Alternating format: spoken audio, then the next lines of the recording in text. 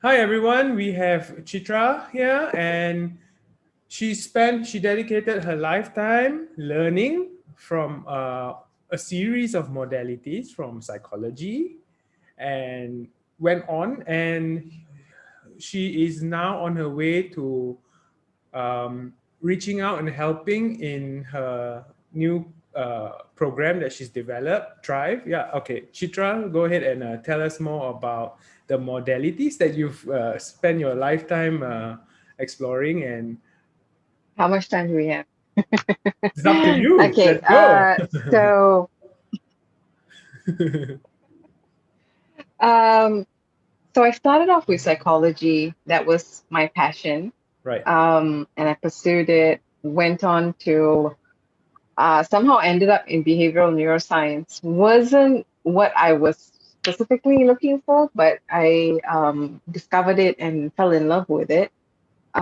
Did a lot of addiction work research and behaviorism is like this whole thing in psychology, but understanding behaviorism, using the behavioral theories to design the experiments that we were doing. So that was my grounding. And then coming back, I was in academics for a bit until I decided life's calling was a little too strong. So took a break, and then that's when all the other modalities started, like from hypnotherapy to then going on to yoga, um, meditation, right? Pranayama, like proper techniques of breathing, proper meditation techniques. So getting all the certifications and going into hatha yoga and then coming into coaching. Right. In between, there were a couple of other modalities as well, which I'm not even going to mention. But yeah, the alternative methods of pranic healing and theta healing and things like that. Right. Okay. No, what's so EFT. interesting? That's the thing. You see, like what I find so interesting is like you were from a very academic background and you went to like Yale, right? If I'm not wrong. Yeah, you went to Yale to study psychology, right? And from that, No, no, no. I studied psychology in Utah. I worked 1 year in Yale. okay, all right, okay, and to go from behavioral neuropsychology, right, which is so how should I put it? Mm, well, the way they go about their research and their methods of going about, thinking about concepts and stuff, right, to like what you mentioned, data healing, from to go from one Yeah. perspective to the other end of the spectrum, which is now like woo woo or pseudoscience, right? So yeah, and I find that fascinating because you have to acknowledge that a lot of people we come across tend to not like go from this to that, and Mm, you get what I mean. And yeah. what brought that about? What brought that about? Like that's amazing. Life. Um, I was just talking to someone else yesterday, and Right. I was sharing that you know I've been between certainty and uncertainty. I think we all are, right? Between Right. certainty and uncertainty for a lot of our lives. Right.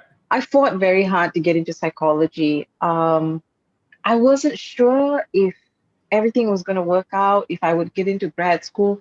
The only thing I was sure of is what I could do to place, put the steps in place for me to get there. And so I did. This is how my life was, quite organized, quite, working towards stuff. You do the thing, then you get to the next step, you do the next thing, you get to the next step until everything was just, the rug was just pulled from under my feet just Right. in one day. Had a car accident. I couldn't go for my invigilation the next day, so my funding was pulled from my uni. I was doing a master's at this time, so we're funded. Either we're doing research, Right. we're a research assistant, or we're a teaching assistant. And so I was a teaching assistant that semester, and my funding got pulled, and that's it. It's not like you're earning so much that you have savings. Right. And so with $3 in my bank and 25 cents in my pocket, I was literally like, I didn't have food to Right. eat. I couldn't survive the next day. I was lucky that my landlord let me stay Hmm. in the place that I was at, and I did janitorial work for a bit. Right. So, it's like, okay, I had a couple of months, I figured it out, I got a job, and I could do enough to finish my master's, defend my thesis, and come home. Right. And that's it. Everything was uncertain after that. Yeah, I kind of got a job. Then I didn't know what else was going to happen next and next and next.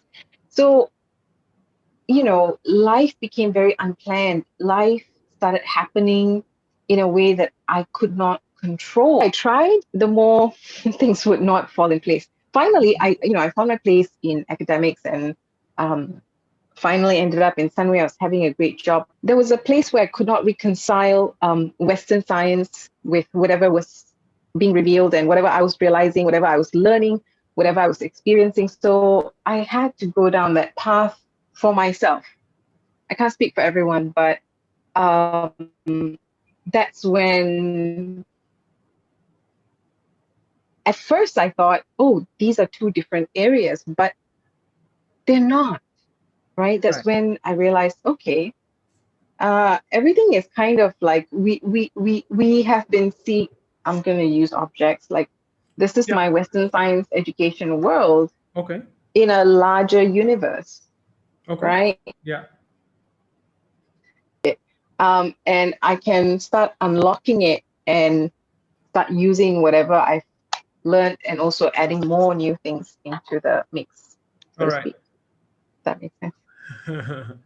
That's so interesting. The internet is kind of choppy. Just to let you know, there were some parts where it was a bit spiky. Do you hear me That's well? right. That's right. Okay. So I can hear you now. We had a bit of a glitch for a bit, but yeah, like you asked me how I went from that to this. Is Yes. the short answer is life happened. I was taken on a path where I went from having planned and being kind of on a very set path to being shown or told that there's a whole other universe. And so, whatever series of events that took place, Right. seemingly unfortunate, but actually have brought me closer into alignment, and it opened up my awareness tremendously than ever before. I mean, imagine if this was my life. That's Yes. so sad. Incredible, incredible. So that's the thing. So at that point, when you were flooded with this increased awareness or alignment, now that you look back, it's easy to just realize it. But at that point, what did it seem like to you? At that time, if you can recall, like how would you put that into words? There were stages. Right. I call it the 16-year, I don't know what kind of a trial it is, but it was just one after another, after another, after another, after another. I just finally just said, okay, you know what? Maybe this is just life.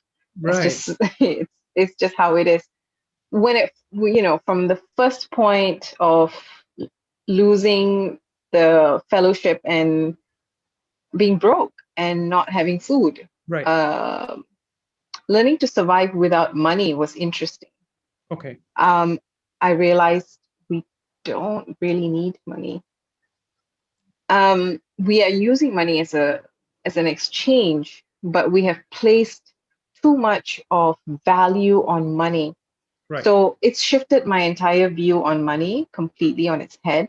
Yeah. Um, Coming back home, and it was realizing how the system is, how we're all conditioned, Right. and breaking away from my own conditioning. That took a lot of time. And when you have built a life in your head, a narrative in your head, letting that go is challenging. Right. So it was like, I think, to give you a simple analogy is like taking a sandpaper Right. and sanding away my entire 5 or 6 layers of skin over and over and over and over and over and over again, Right. until I was like, okay, I'm not going to resist the sanding, Yeah. because I get more clarity. Right. So that was the process, but it, it wasn't easy. Um, there have been dark nights, there have Hmm. been dark months, there Hmm. have been confused years, there have been tears and lots of frustration. Um, but through it all, I have to say that I've been blessed to have a teacher, to have guidance. At different points in my life, there was always someone to come in and support me in the right way, the kind of thing that I needed. All right. So Right. yeah, Okay. Would you say that because you had some you were obviously you were studying a behavioral neuropsychology. behavioral So neuroscience.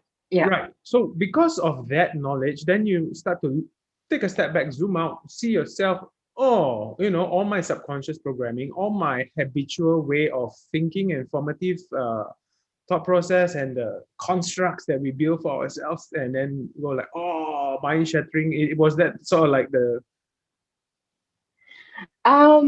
Yes and no. I mean, like, okay, so I'm glad you brought that up. I hmm, remember having a chat earlier with you on that.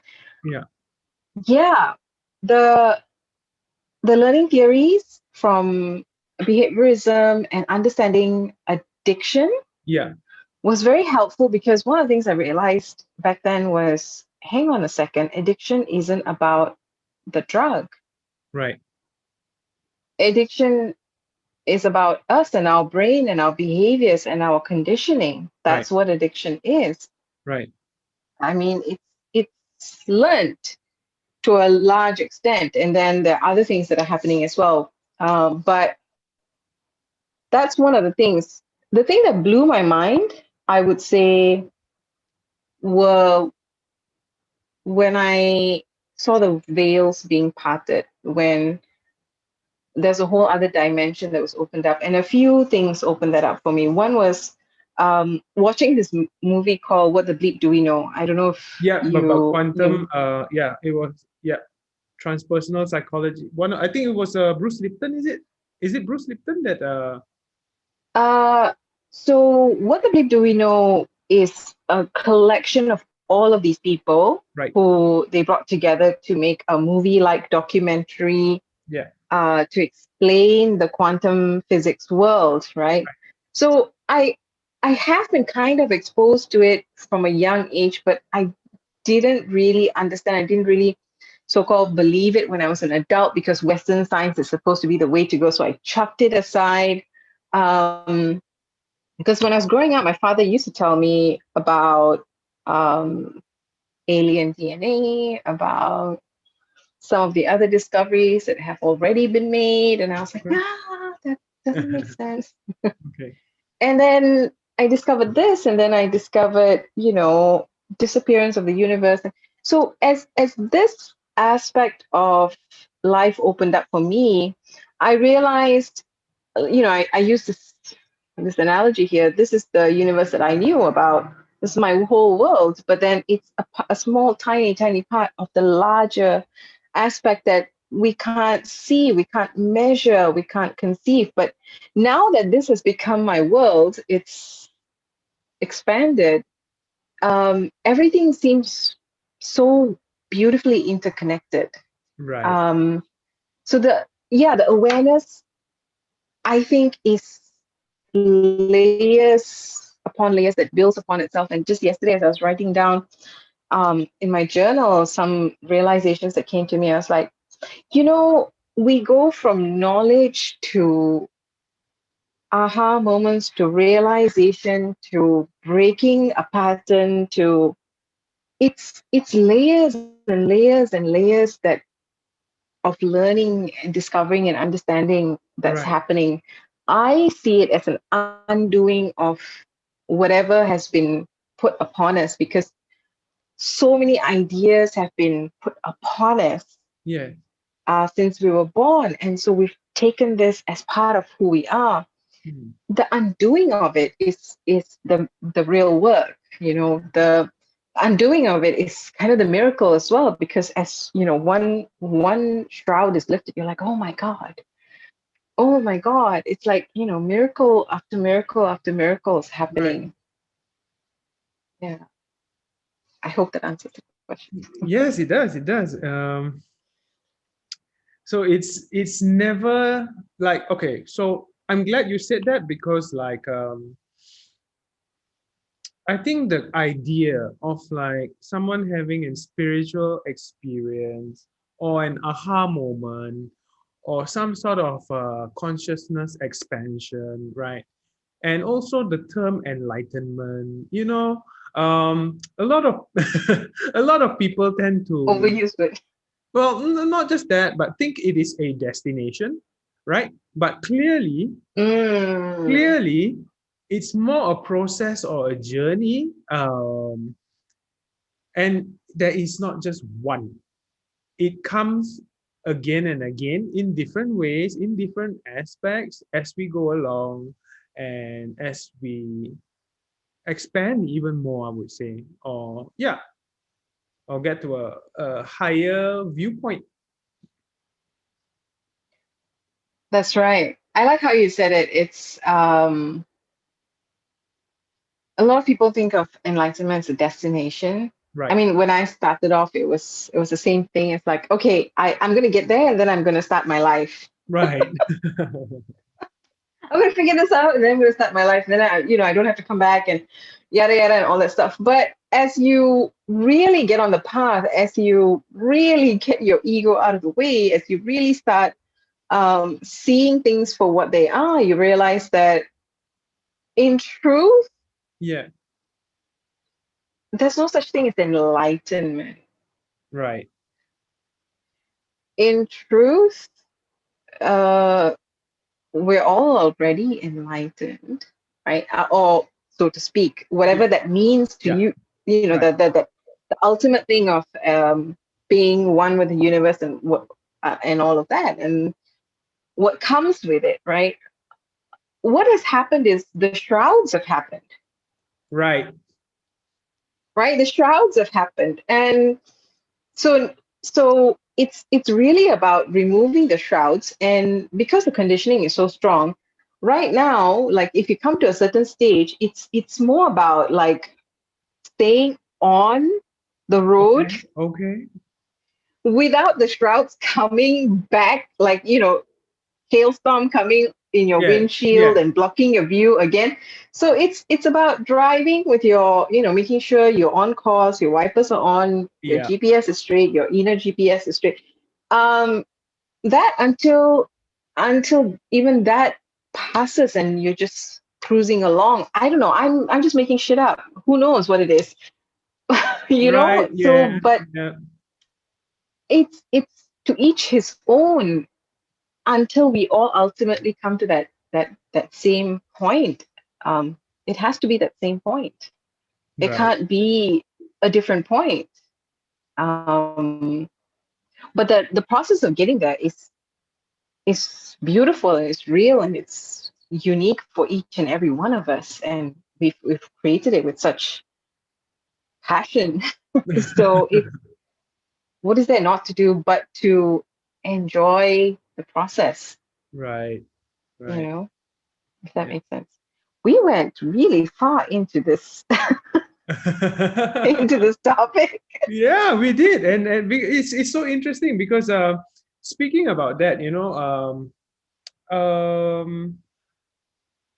in my experience, as we unshroud one, right, shadows come up, right? In my experience, well, okay, maybe shadow is not the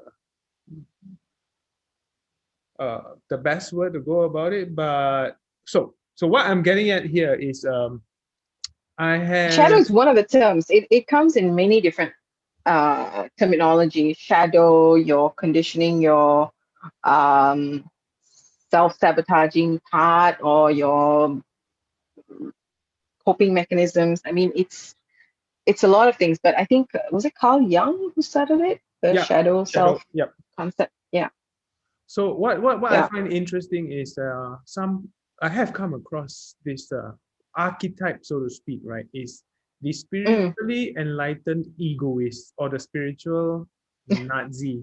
You get what I mean?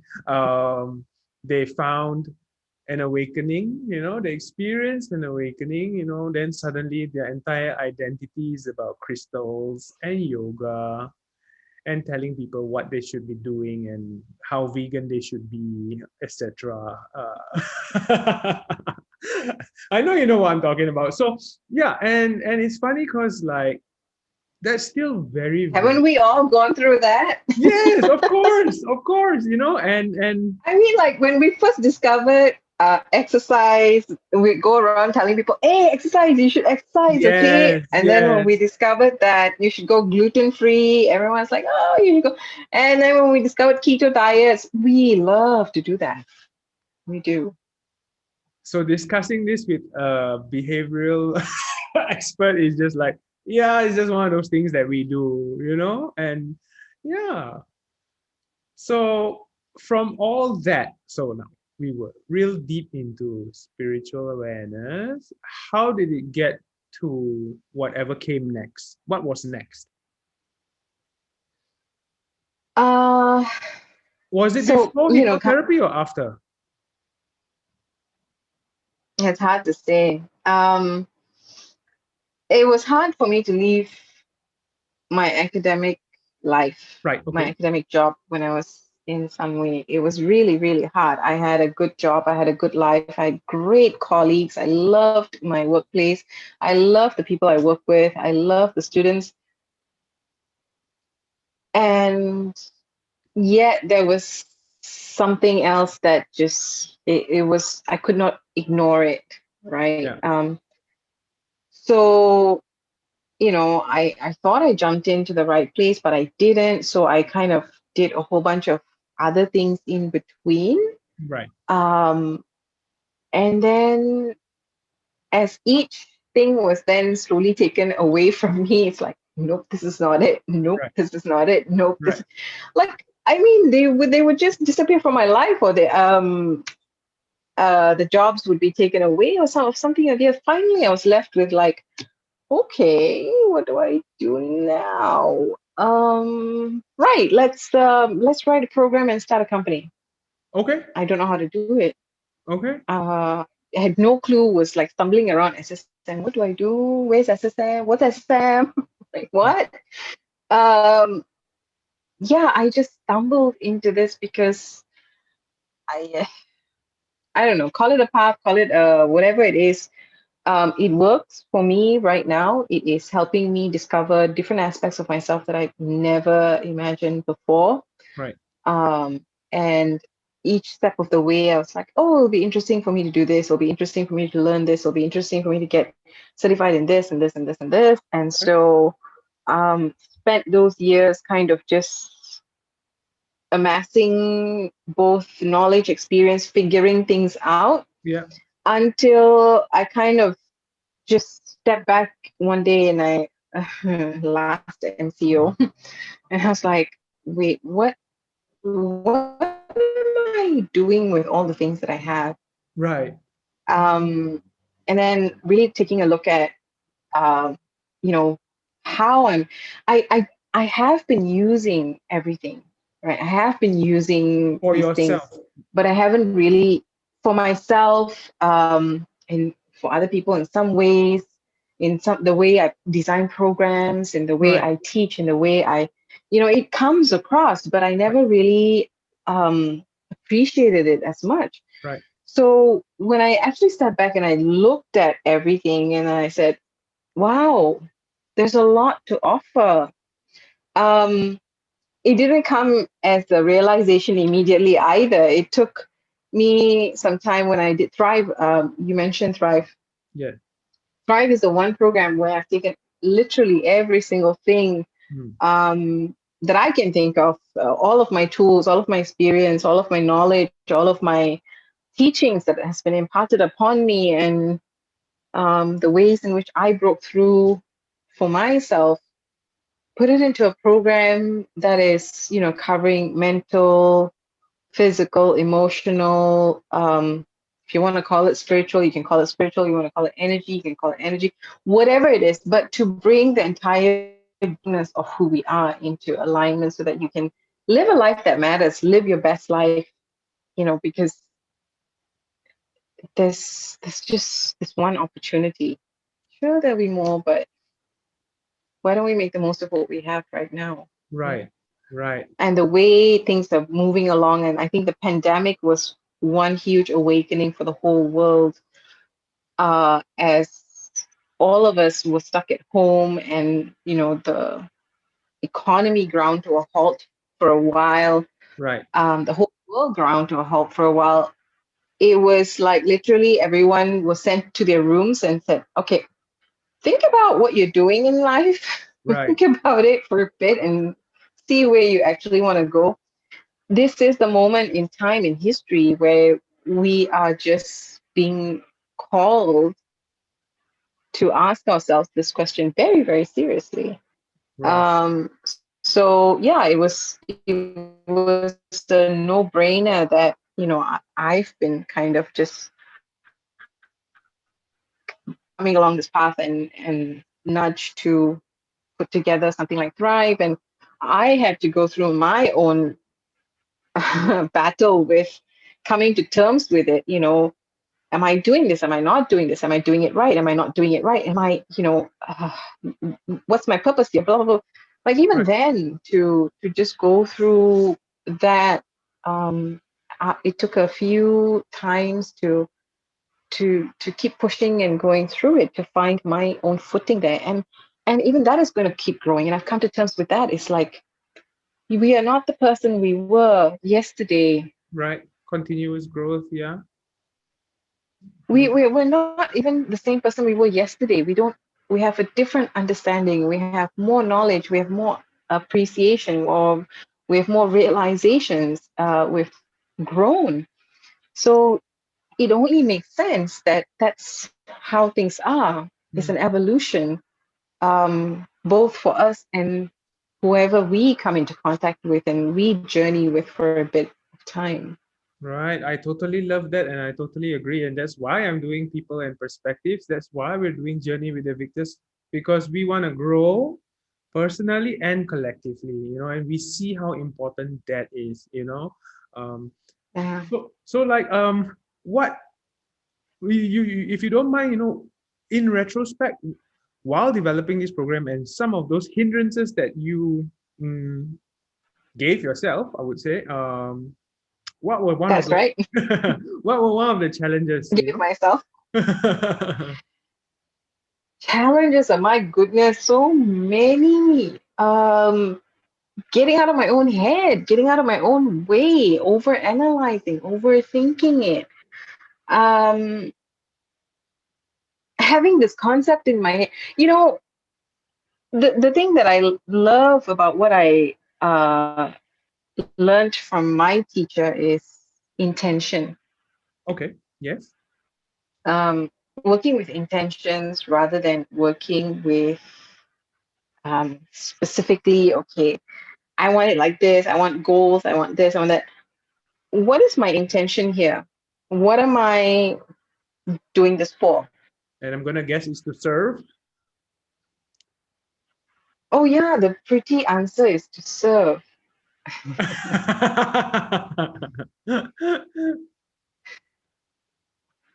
But there are hidden intentions. Right. I want to serve to make myself feel better Yes. about How I see myself. the how I see myself, about my status. I mean, it sneaks in there, Right. right? Exactly. So yeah, it's so many things. It's making sure my intentions are clear. Like every single day, I'll have to. What am I doing this for? I may not get it right, but it's okay. I learn from it. Like, why did I say that? Um, it's so many things. So many things. Like the the internal struggles are plenty, and then um, I'm still coming to terms with the external ones, which are things like, how do I share it with the world? How do I even explain this thing? How do I get the word out? How do I get Right. people to come Right. on board? Oh Yeah. my goodness, yeah, it's an interesting journey. It's an interesting journey. I see the world of business, I see the corporate world, and I see how everyone is just all about results and this and that. Like, dude, the whole idea of this journey is actually us. Right. It's my journey. You're gonna come on board. It's like, passengers on a train. I'm on my journey, and this is my journey. Those who are resonating with it, who are really aligned, who come on board and like, hey, welcome on board. Hey, we're sharing this Yeah. interest, Right. and we're gonna do that for a while, and then maybe go our separate ways. Maybe we'll stick on for a little longer. Mm. Um, but it's really accepting that Hmm. and coming to terms with it. I have no control over what people learn or what people take away. I can only be here and do my best and use all the tools that I have to Yeah. create, perspective shifts, Perspective. to Yeah. show, to demonstrate, to explain, to this, to that. But everyone is going to understand from their level of un, understanding, level of knowledge, level of acceptance. Are you ready? Are you not ready? Sometimes we hear Oh my it's goodness. so many. We got disconnected there earlier, I think. Okay. Yeah. Well, Well, I lost you at so many. Well, you were saying that how people are going, experiencing their own subjective experiences and are at probably different stages of their own personal growth or development, and how they will be responding to a program like yours from their own angles. Okay. Yeah. that's right. That's right.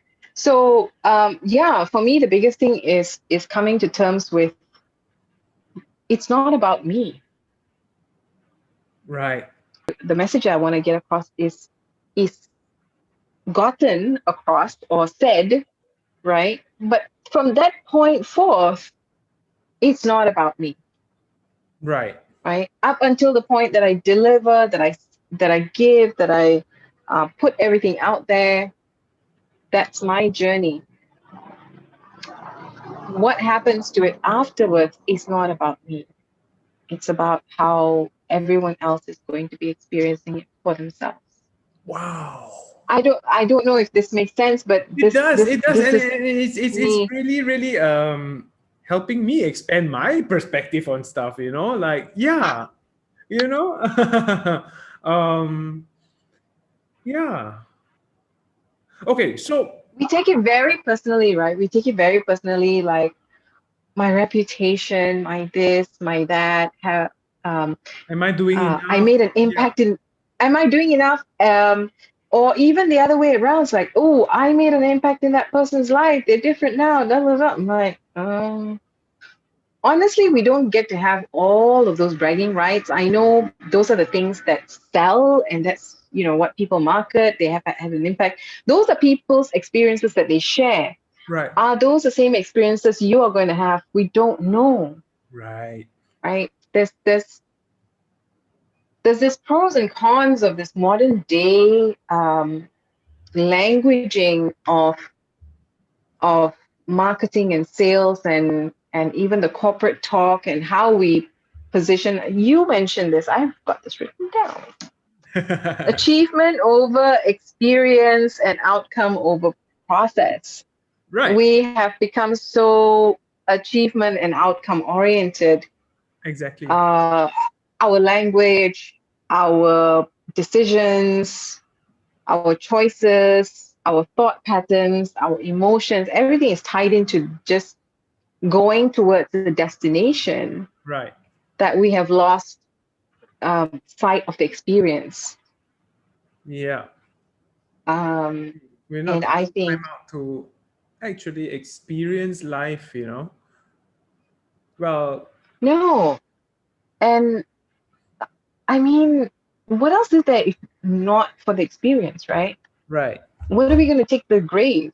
We're not taking the destination to the grave. We're not taking anything to the grave. We were not born with anything. This entire life existence and entirety is real because of the experience that we have.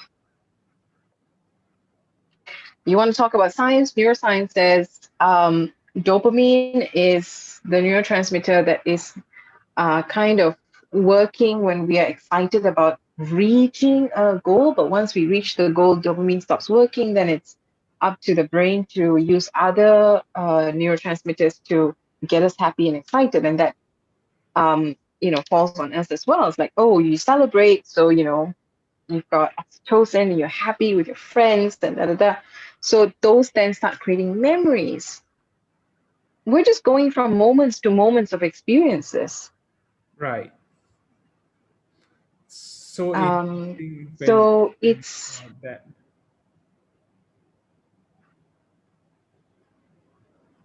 yeah. I like how you put it. Achievement over experience and process over outcome. What is the process that we're going through? How are we building that process for ourselves, Right. so that this experience is as joyful as possible, not difficult or unnecessary. It's not easy, it's hard work sometimes, but it should be worth your while to live. And I have experienced this myself, which is why, sometimes when you're caught up in getting certain things done a certain way, and, like when you're interacting and expectations come about and you're not zooming out on a very conscious level every day, Yeah. it's interesting. And even like earlier when we were talking about identity formation, we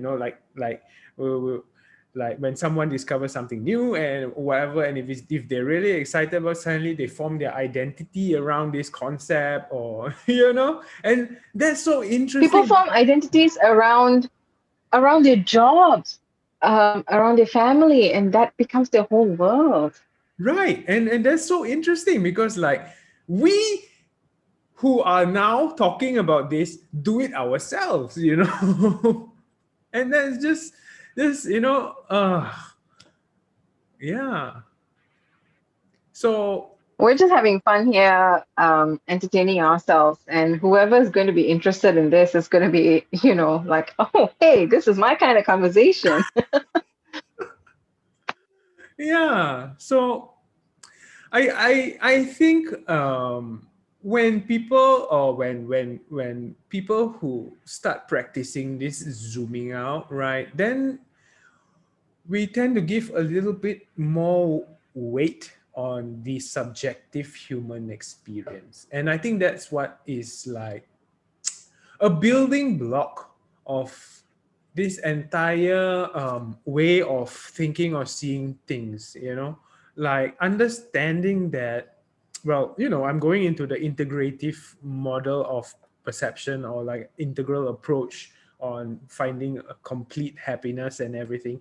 So I think when people start looking at everyone's individual subjective human experience and seeing it from that angle, then then it kind of makes sense, why some truths are really some truths to some people, and why some truths are really not what they can, even imagine. But how are we now, here's the thing, this is what exists right now, and how are we going to, well, transcend or elevate to a better mode of operation or interaction with each other, with a more unified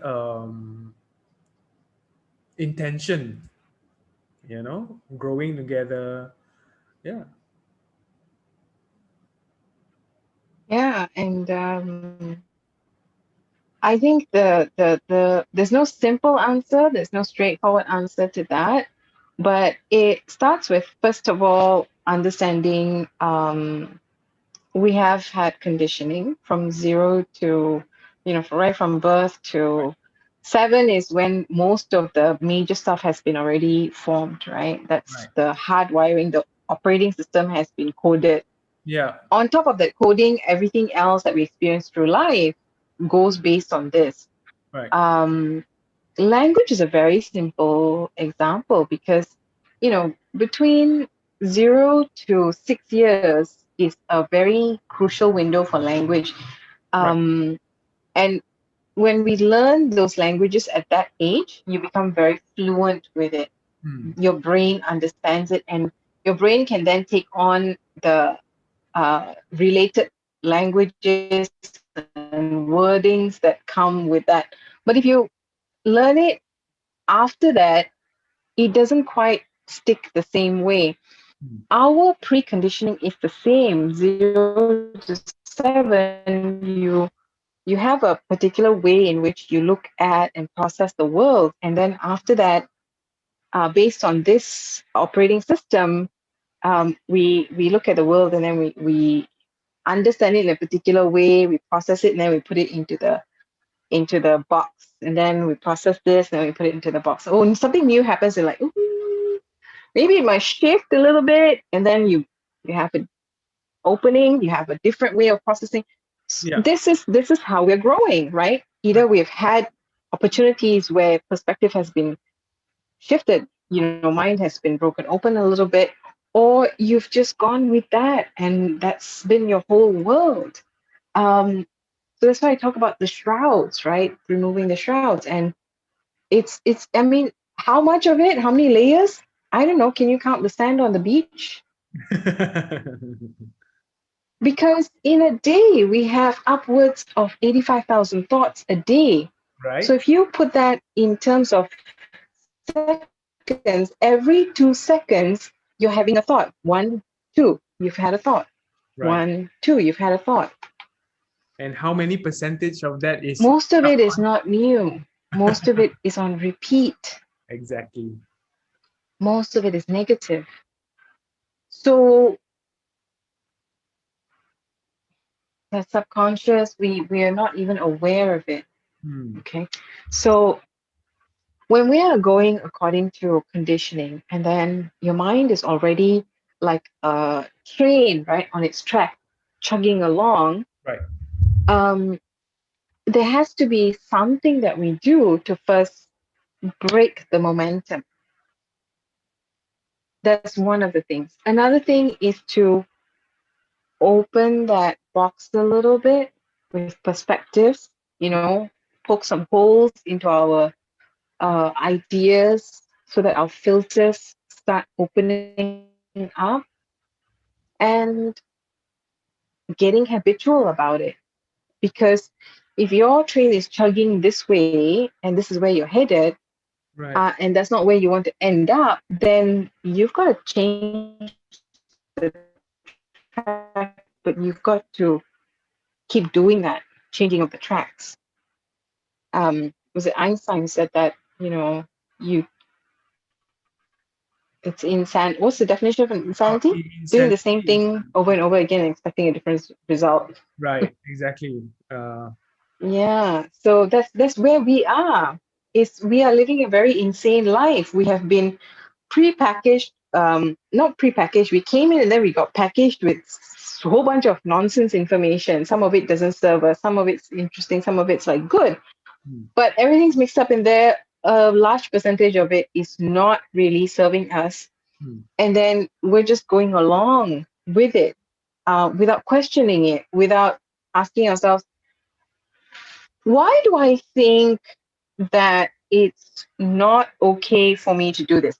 Why do I believe this? Why is it that when my parents ask me, how are you doing with finances, I get so angry?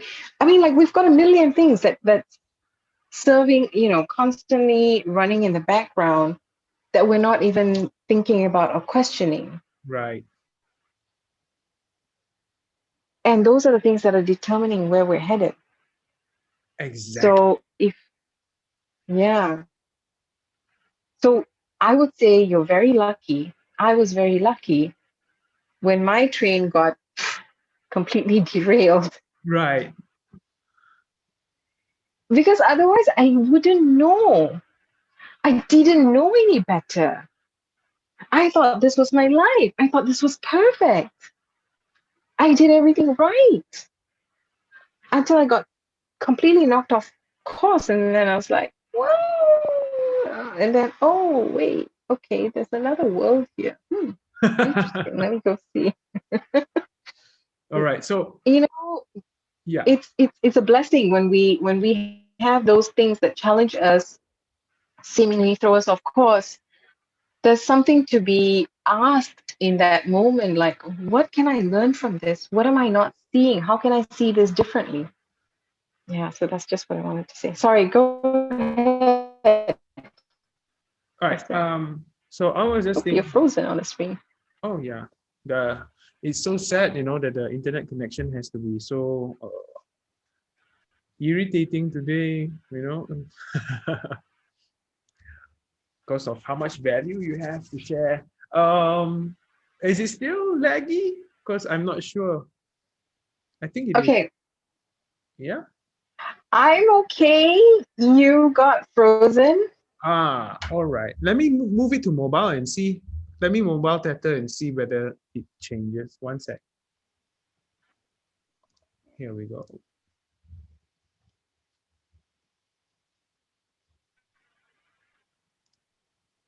I hope that's better. Okay, we'll test it on mobile. That's weird. It's weird that Wi-Fi should be stable. I think I'm on like a 300 Mbps or 500 Mbps. I know it's just weird, but I think it's meant to be. Whatever's meant to go out is meant to go out. Right. Okay. So I was gonna ask for like the viewers, for those who probably have gone down some rabbit holes, whatever, throughout their lifetime, and who face some sort of like, hey, like what's really happening, like when the pandemic hit them as well, when they face, because there seems to be a pattern when we're like everything's going well for us, we don't ask too many questions, right? So Yeah, so yeah, that's right. so for someone who's asking these questions and like wanting to go about training themselves to break away from this habitual programming or habitual autopilot way of thinking, like I was just talking to someone and she describes it, because what I told her was to wake up and pay attention to her dream, right? The first thing you do when you wake up, you pay attention, you just try and think, what was I dreaming about, or something like that, or try to consciously practice thinking, hey, what's my first thought? And she says, like, when I wake up, I'm not really thinking, or if I think about my dream, and then after that, it just goes from 0 to 160 kmph. Yeah, when like the first feeling comes in, oh, today gotta do this, gotta do that, boom, boom, boom. So okay, so there's that level of like, oh, you notice it, perfect. Now how? So like for those who want to go about training this for themselves, like yeah, of course there's various ways and various what, but from a trainer slash coach down here going in this, for people who are able to try and attempt doing it for themselves, what are the ways would you recommend? Oh wow. I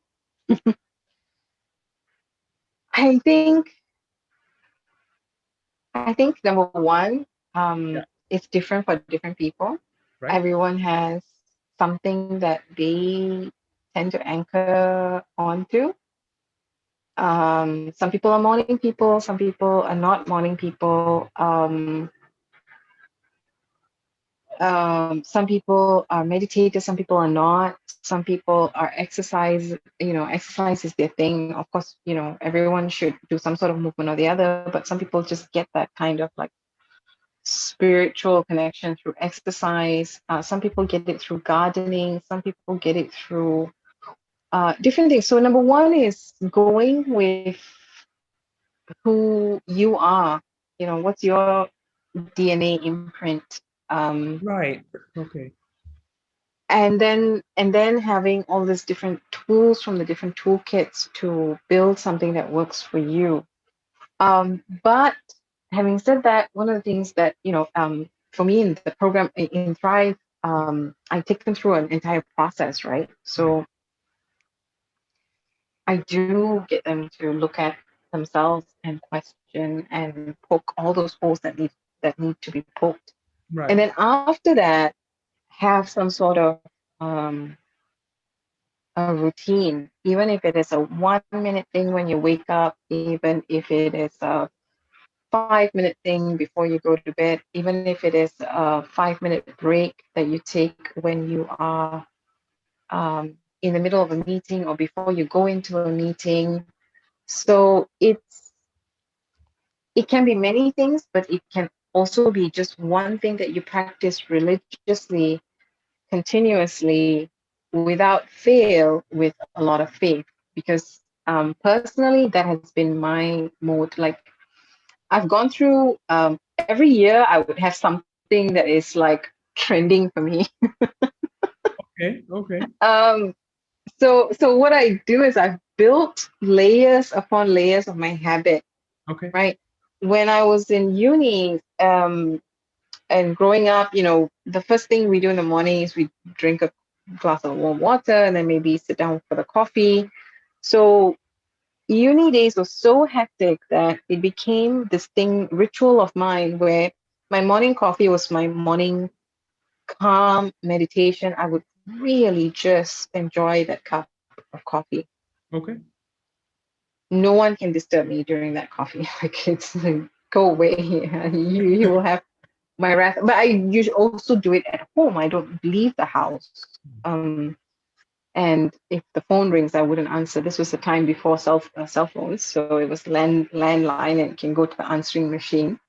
Yeah. But it was that, and then on top of that, when I learned meditation, to incorporate meditation. I'm not someone who sits down and meditates for a long time. Right. I'm just not that kind of a person. Right. I'm an ongoing meditator. So mindful living, when I did it, was perfect for me, because it's like being mindful about how I am doing something, being mindful about how I am doing my chores, washing the dishes, doing a lecture, doing a program. Right. Um, you go in and out of it, but as you practice over the years, it becomes a part of who you are and what you do. So, I've had little things, and then for a while I was doing mirror work, where I would, stand in front of the mirror every single day without fail, do forgiveness work on myself.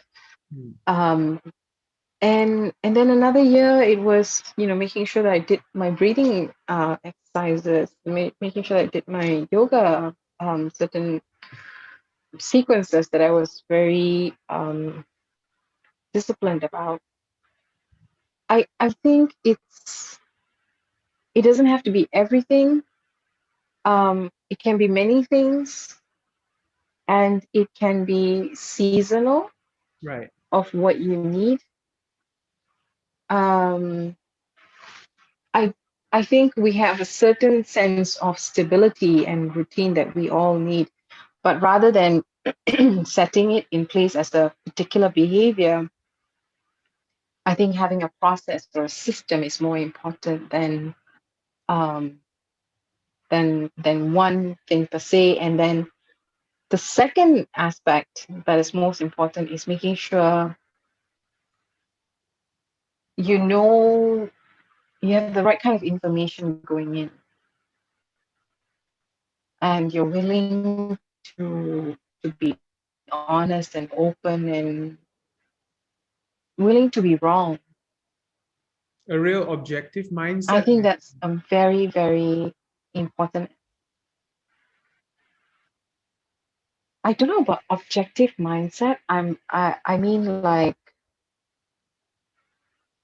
be willing to make mistakes, be willing to be wrong, to be proven wrong. All right. Okay. We are so caught up with being right and proven right that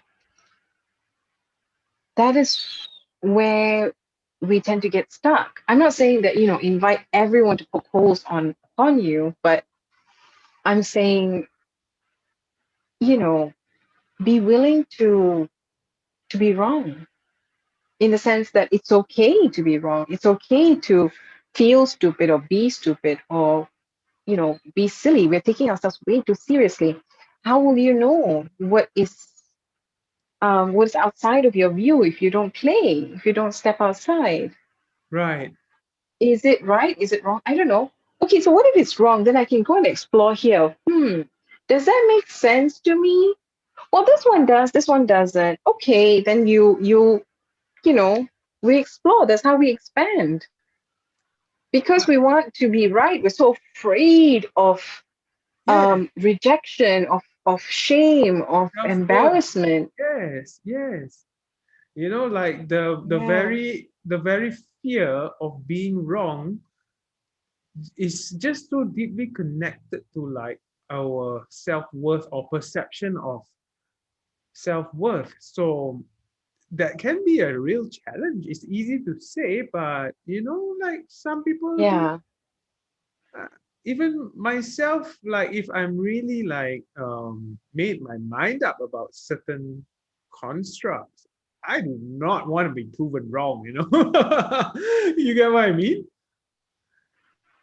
yeah, I do. And it wasn't easy for me, but yeah, I think what has helped me over the years has been being a researcher. Right. Coming from a research background, you tend to look at things in terms of whether it's proven or not proven. Hmm. Sometimes, and theories are not laws.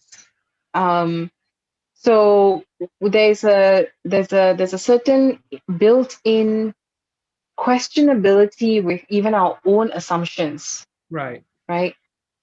So that has helped me tremendously, I think, in my own journey, in my own path of questioning things. And I come from that kind of, like, even as a kid, just being curious, just questioning everything. People tell me something, I'm like, why is it like that? Why has it always been like that? Like, Right. I am that one annoying child who, every teacher, every parent wanted to just lock away in a, I in a totally dungeon get it. somewhere. Totally same. Like you know th- and I will question everything. I will be like, well, if you say like this, why are you doing this? Then the standard answer: do as I tell you, don't do as I do. Or like just take it. Or just well, you got to have faith. Well, in all sorts of ways. It just comes like that. Take it as it is, without the reasoning. And I found that the reasoning was a process for me to actually um start to implement it, Understand. or intellectualize it, so that I can implement it. Yeah.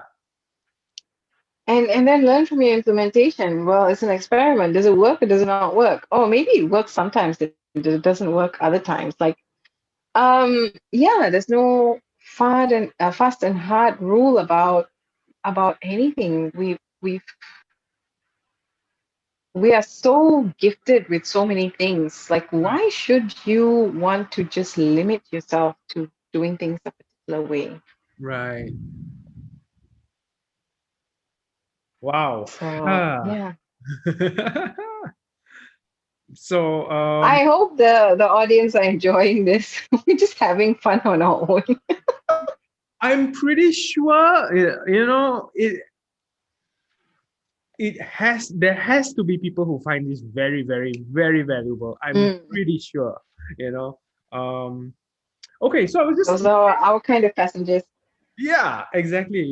I was just imagining, like, with Try, you got to get really intimate. It's not a short-term program. It's pretty mid to long term. Oh, it's a And long term. It's a long term. and you have to actually get pretty intimate with them, in the sense that you have to be adaptive yourself when you respond, or you make assumptions, so to speak, about what they're going to respond to. And that's, wow, that's really interesting. Yeah, it's it.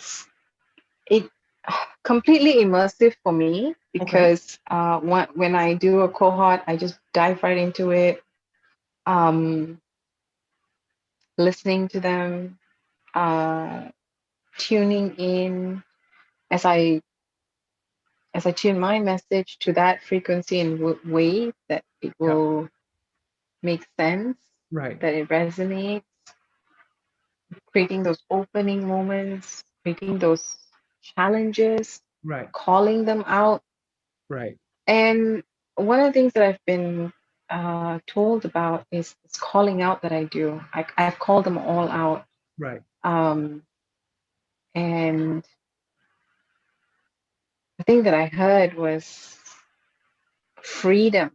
I felt safe. I felt free from the chains of my own thoughts. Do people immediately react in a defensive way when you call them out, or is it something that no, they immediately go aha, that's where it is, They don't immediately go, aha, but I have worked them up to that process. nice. And yeah, so the design is such, Hmm. even I have to trust the process and Right. go with the flow. I think there's more to Thrive than just me. As it was designed, as it was put together, as it developed. When I look back at it, I'm like, oh my goodness, this is like I don't even know who put it together. Right. It's like, Right. what was I doing? Was I on drugs? Like, I don't know. Um, some parts even I have to remind myself, like, what happened here? Um, but it's a beautiful process, and I don't know how this calling out happens, but it happens, and I challenge them to truth. I don't challenge them to, well, do you really think that what you, Yeah. it's I'm questioning the truth. That's all I'm doing. I'm questioning your truth of what you believe. It's so strongly that I I must answer the phone every time my boss calls. I must do this way. I must do it that way. I must, we've got so many 100,000 musts and wills and shoulds and coulds and woulds. And if we understand what the core issues are Yeah. surrounding self worth, Right. right? Surrounding some of our initial beliefs about being heard, about being valued, about mat- that we matter. Right. Those are the patterns that I guess this comes from just years of experience in theta healing and hypnotherapy and whatever not. But your belief systems, if you could imagine a brick wall here, Right. and there's individual bricks laid, right? There's different layers of bricks. This is the base for your wall. This is the foundation. The big chunks of bricks Right. are your deep rooted beliefs, right? These are the initial ones Right. that were formed, and then we kind of put all the concho on top of it. Mhm. So when we knock the base off, the whole wall comes crumbling down. Jenga. Jenga, right? Whether it's NLP work that you're talking about, hypnotherapy work that you're talking about, a lot of people do this in different approaches. But when you're able to get to that core Yeah. and knock it out, the wall comes crumbling down. Sometimes you don't reach the base yet. Sometimes you'll go deep enough. It feels like a base, but it's a false base. But you've gone deep enough that a big chunk has come down that you feel like, oh, I've reached the bottom, but the bottom's down there. Is it ever But is it it's ever straight okay. to the bottom though? Is it ever straight to the bottom? I think it ran. Very rarely, Yeah. because I don't think it would be. I mean, if it's your first time, you must have gone through enough lifetimes to have been prepared for it, that it was just like that, like your Buddha and your Jesus, who just, they're just ready to for that Hmm. moment. for Right. everything to just be lifted off. I think most of us have got that layer of shrouds, right? It comes off in layers.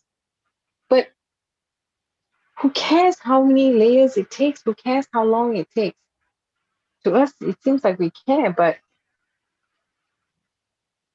you wouldn't be able to take the whole thing off all at once if you're not ready for it. And if you're not ready for it, it's just not going to happen. Right. If it does happen, it's probably not going to be good. Yeah. Yeah. I hear you. Yeah. It's not going to be good. We're not ready for it, Mm. you know. So it is what it is. Like I said, the part of the me understanding, accepting. It's not about me. I can do whatever, and then if this is it, this is it. It's okay. That's perfect. Wherever the journey takes them to go to the rest of it, it's fine. I do my best. If they get there, that's them. Right. It's their work that gets it done. It's not my work. It's their willingness to come. It's their willingness to show up. It's their Right. willingness to listen. It's their willingness to do the work. It's their choice and decision to sign up. That's why I say it's not about me. Yeah. Yeah. You can be sitting there in the classroom ready to teach, but no one's walking through the doors. No one's walking through the doors. But if they take that step and walk in, that's them. I'm curious with your experience in the Thrive program, right?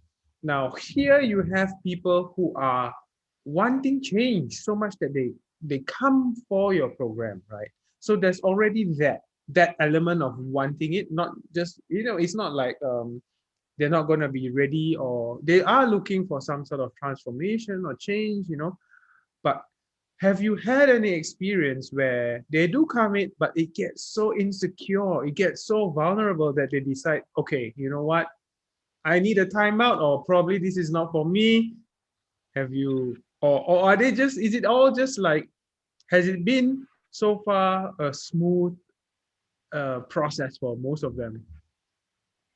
First of all, I don't think even I represented it well to people when I talked about it, right? Because it's bigger than me, it's bigger than them. We don't even know what the hell's going to happen sometimes. Of It's course, like, of course. I'm ready for it. I'm ready for it. Then you come there, you're like, "Ugh, oh no, this is way so many things happen. So wherever, I do say this is not for everyone. This is, you've got to be ready, you've got to be willing to put in the work.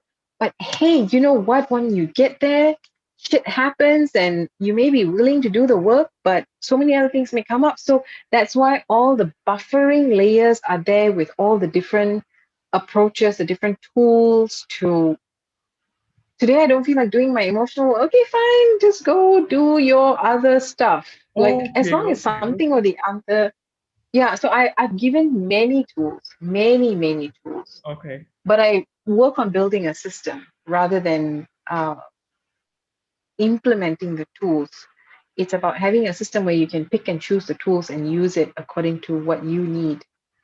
Um, and sometimes certain things takes time. Some people are very AD. They're just very logical and have to think things through. Some people are more heart based, and sometimes it gets hard stuck there. Everyone comes in with a different conditioning. So it works differently for different people. But yeah, it's not always perfect. I'm trying to put as much disclaimers as possible. Right. Um, but we can all feel that we are ready for the work, and we will still never be ready for the work. Yeah. Myself included. I think I'm ready, and then I jump into it, I'm like, oh my God, I'm not ready. And then you just go through that whole thing, and then like, oh, okay. Actually, I was ready. It's us. We don't know what to expect. We want an expectation. We say, okay, I have no expectations. You still have an expectation of no expectation. Right. The mind is a finicky thing. Yeah. It's just about finding, it's not about knowing how to control the mind. It's about knowing to observe the mind. That's where the stillness comes from. That's where the equanimity comes from. Hmm. Um, is that you are observing both in the excitement and in the sadness, Right. both in the joy and in the disappointment. Hmm. Yeah. Well, to me, Thrive sounds like an amazing program. Where do people get to know more about it? Like if they want to reach out to you or sign up for Thrive? Yeah, to definitely just reach out to me. And yeah, take it from there. Ah, okay, okay. Is there any? Because it's becoming a very yeah, I'm redoing the, like I said, earlier I was like, oh, I don't think I put all of the stuff in there, like how big it really is. It's like so simple. Okay, cool. So I'm like revamping that to give people a proper representation of what the program is and how big it is, and um, the value of the program as well. So that's coming up. So in the meantime, um, it's best if people get in touch with me. And I thought I could do more intakes, but now I'm like, no, I'm probably only going to have two more intakes this year, and that's it. I think maximum I might have 2 to 3 intakes a year. That's it. It Right. it's the bandwidth. It takes up a lot of bandwidth, both for the people who sign up and for me as well. Because I mean, think about it. It's It's really um, broad and it's yeah, very comprehensive. yeah, comprehensive exactly. I would say it like this, like it's like going and signing up for a monastery, Right. like to have like a whole life transformation. Except you don't go and live in a monastery, you live your normal life, but you're doing this along the way. Right. There's something someone else said as well who did the program. She's like, when you go for these big programs, you go on a retreat, you go away for 7 days or even 5 days or even 14 days, then you come back and you're like, oh, okay, now what? Now life is back to normal. But this is, it's every day of your life where you're living it, you're, going through it, you're learning it, and yeah, it's more immersive in that sense. And so, and it also takes, 6 to 12 months. Okay, so long term. Long term, yeah, the training is 7 full days, right? It's But like there's just be follow-ups, there's prepared to give. practice, there's stuff people have to do on their own, and I can see how it. Yes. Yeah, yeah, So it's 7 days of training, which even that is like not enough to pack in everything that I want to pack in there. right, So 7 days of training, and then after that is the coaching check-ins that we have, 10 coaching check-ins. So 9 of these are group, one of it is individual. But once you're in the Thrive community, you can just keep coming for it. It's just ongoing, and then different topics, and throwing in some meditation and breathing techniques, and throwing in all of the emotional regulation tools and emotional management tools and self-awareness and deep diving tools, self-care, setting boundaries, getting your intentions right, thinking about how your languaging is, detoxes, building habits. wow, It's a yeah, it sounds really, really huge and big, but the process is there. It's step yeah. by step. You It's just not it's not your typical weekend feel good retreat. it's not. You got to be willing to do the work, because I'm also coming up with a clause where I'll kick people out. I'm like, dude, don't. Yeah, Like, don't pick up the bandwidth, man. The some people are bandwidth. really not ready. Um,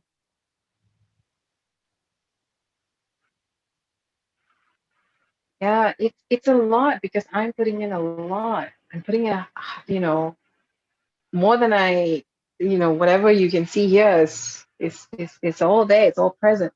So if they are not ready for it, if they're not taking it seriously, if they're not there, then no, it's not for you right now.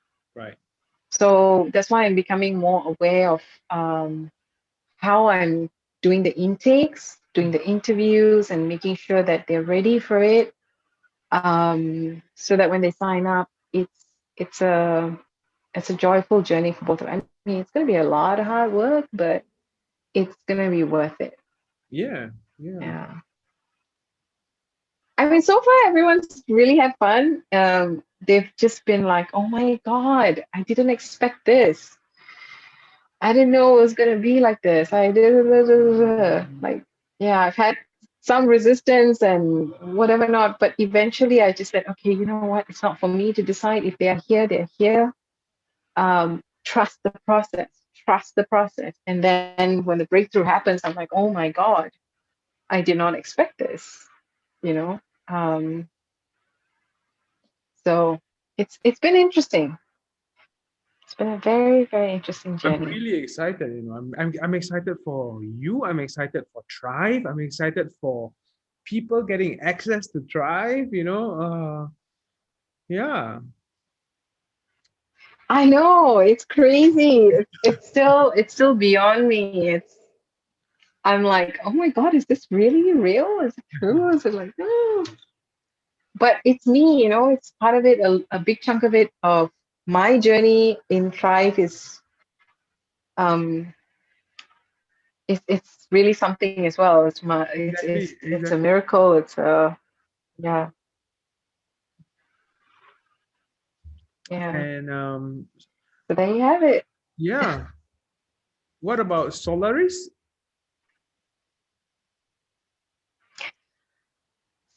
Solaris is the company. So on paper it looks like I'm the founder of Solaris, but Solaris founded me. I Right. am not kidding you. I'm really not kidding you. Back in 2008, I heard the word Solaris like in my head. Right. Sometimes you just catch a word or it's like a song and it just keeps playing, and I'm like, why is this Yes. Yes. in the odd times, in the most bizarre ways? And so that was the part of that calling I told you about where I left my academic position. So I was like, okay. But it didn't take off then. It took me another 10 years of avoiding it Right. until finally I was like, oh, what do I do? Oh, I've got to register something on SSM. Okay, well, let's Oh. do Solaris. Okay. Okay.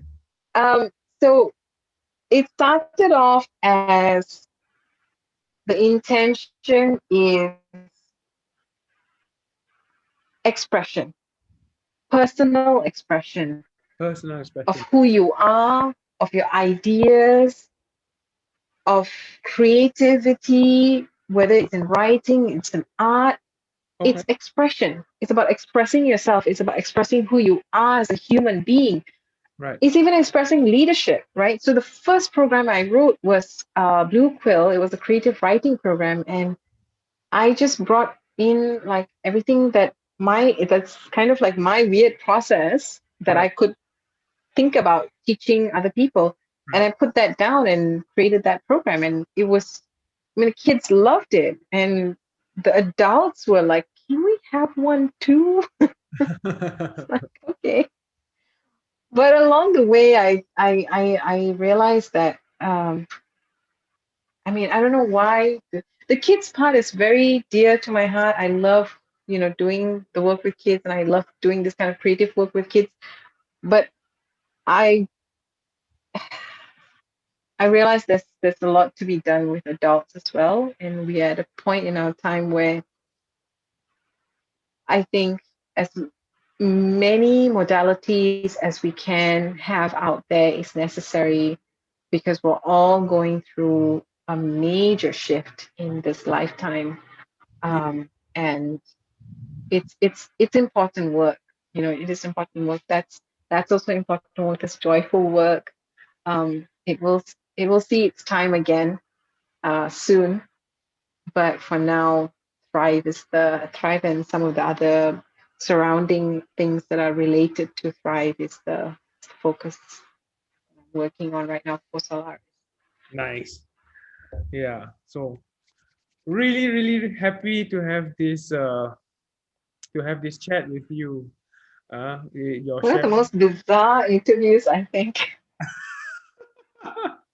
No, I'm really, really excited to see how all this play out, like because for myself also, like, and you were mentioning like how Solaris founded you, and ever since I, well, pull a few shrouds off, right? And I started realizing how much uh, synchronicities, just like how, for example, we were just talking about how you accidentally miscalled my wife, like I think a year back, and and it's like it led back. I think I was so convinced that number was supposed to be something else. And I was like, no, no, no, it says here. Exactly. And We went on for quite some time, cross lines. right. And that's not just the one synchronicity, yeah, and it's just like, how did I We not? realized that we were in help, right? Right. Yes, and you were a former lecturer of mine, and wow, and yeah, and when you're in that habitual autopilot mode, you just tune out from all these little things. You don't give yourself the opportunity to actually realize how interconnected we all are, yeah. And well, all I can say is I'm really looking forward to how much amazing stuff you're going to be doing for all of us, Yes. Thank you so much. Thank you for this opportunity. Thank you for having me on. It's been a real honor. And it's been a real joy. Yes, exactly. And I'm sure there will be a round two, Think of this not as an interview, but of like more like, we're just having coffee. Recurring segment. What weird shit can Justin and Chitra talk about next? Yeah, yeah, okay. I'm gonna just pause the recording and then we can catch up a bit, right? So thanks guys. Hope you found value in that. If you have anything that you want to ask, or if you like this, let us know. Take care, guys.